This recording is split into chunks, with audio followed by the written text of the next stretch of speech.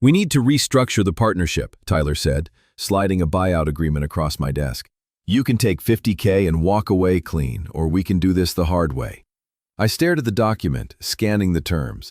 After 6 years of building TechFlow solutions together, my business partner was offering me what amounted to pocket change for my half of a company worth over $800,000. My name is Jake Wilson, 38 years old, and until that Tuesday morning, I thought I knew everything about my business and my partner. I set the papers down without signing.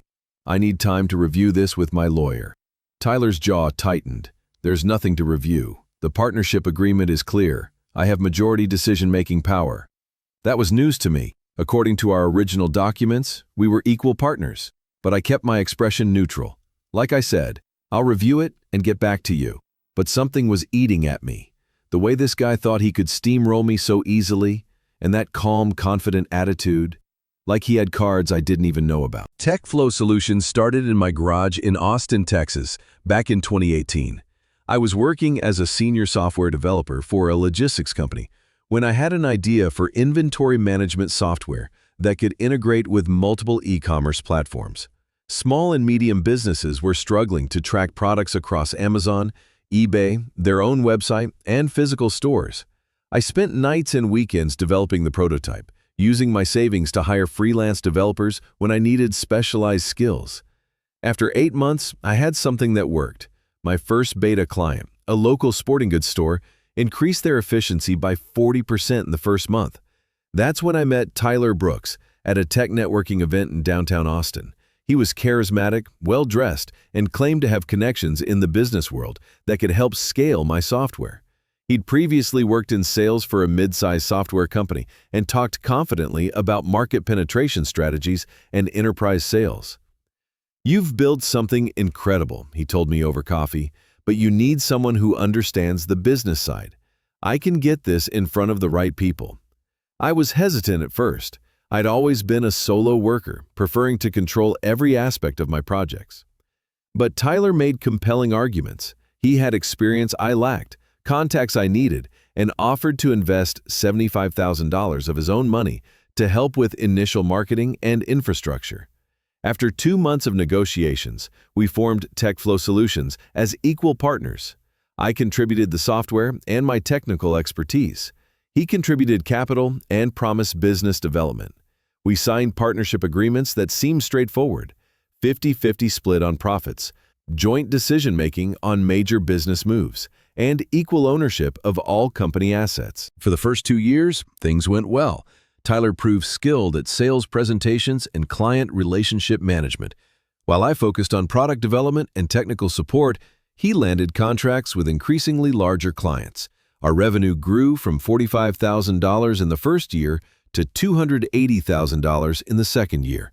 We moved out of my garage into a small office space in North Austin, hired 2 part-time developers, and began developing additional software modules. I was proud of what we'd built together, even though I sometimes felt Tyler took credit for technical innovations he didn't fully understand.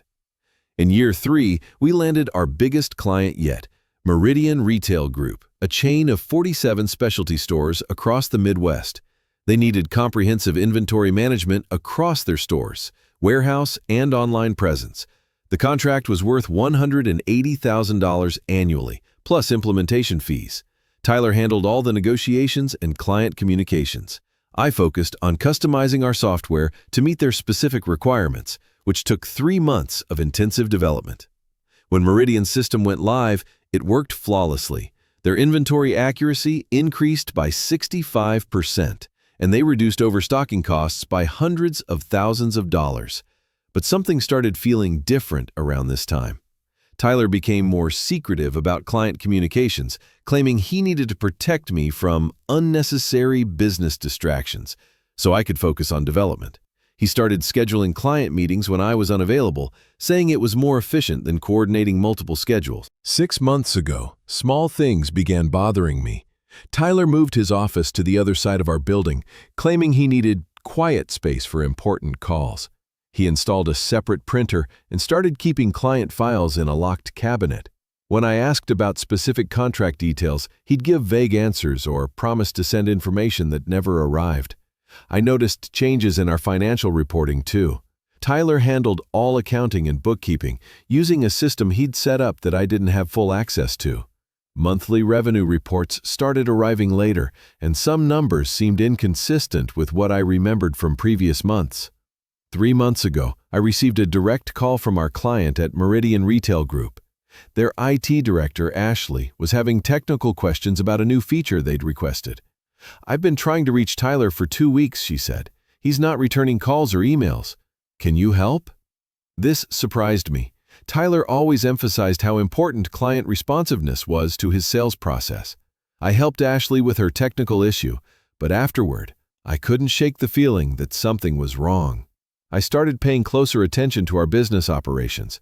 When I asked Tyler about the Meridian situation, he brushed it off, saying Ashley was demanding and unrealistic. "I'm handling it," he said. "You don't need to worry about client management." But I did worry. Last month, I suggested we should meet quarterly to review all major contracts and financial performance together. Tyler rejected the idea, saying it would be inefficient and that he had everything under control. And that's when I realized I didn't trust him. After 6 years of partnership, I was suspicious of my own business partner. The truth began unraveling 3 weeks ago when our bookkeeper Lisa accidentally sent me an email meant for Tyler. It contained financial reports I'd never seen before, showing revenue figures significantly higher than what Tyler had been reporting to me.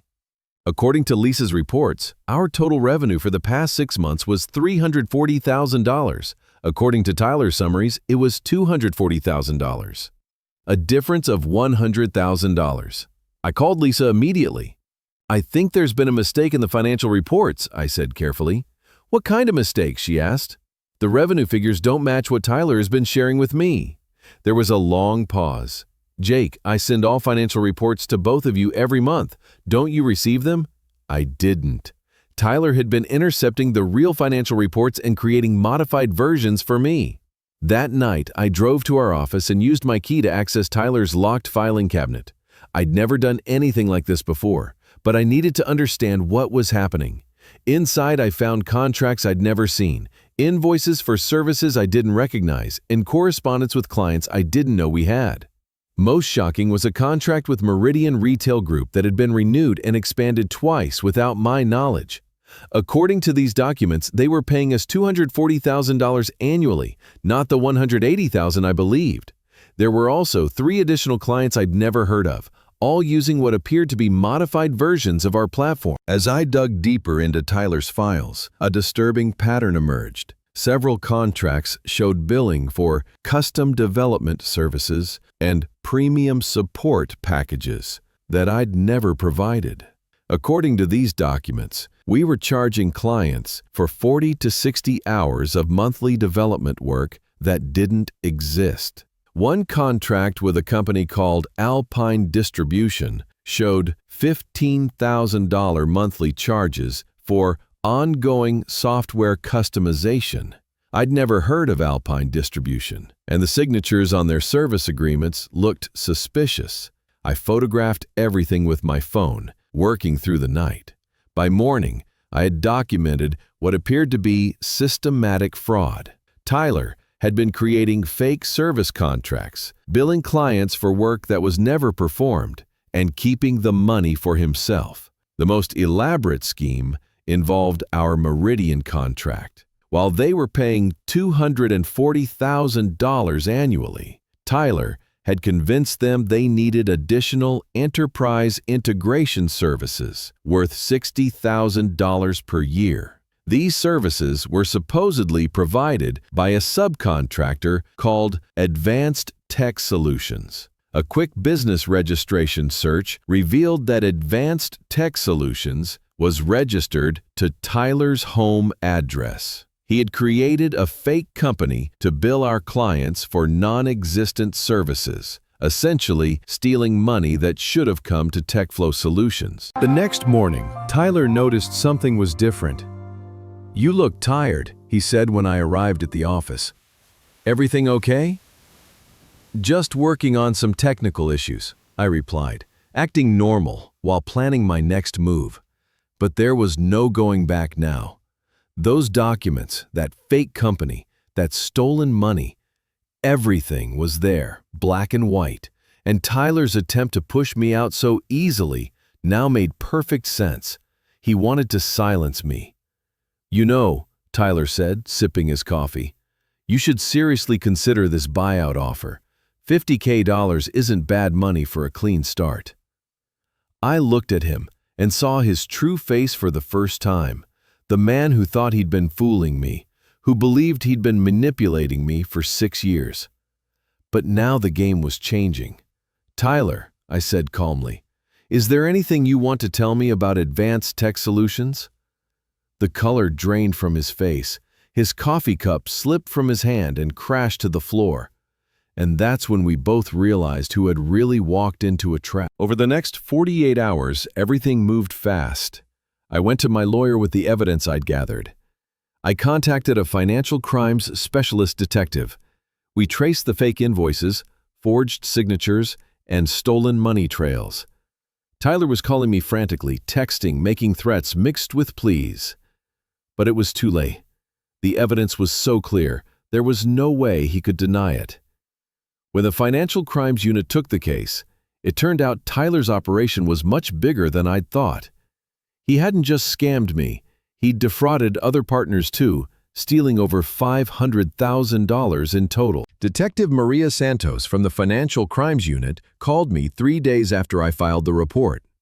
"Mr. Wilson, your case just opened up something much bigger than we expected."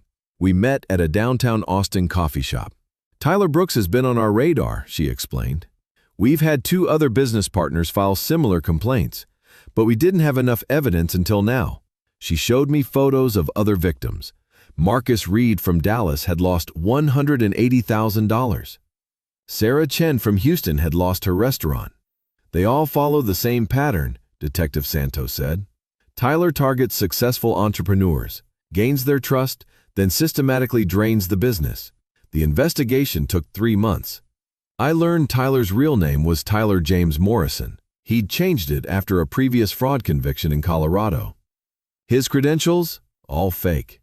"We've frozen Advanced Tech Solutions accounts," Detective Santos told me. "We found over $300,000 tied to Tyler's scheme." The trial began on a cold February morning in downtown Austin.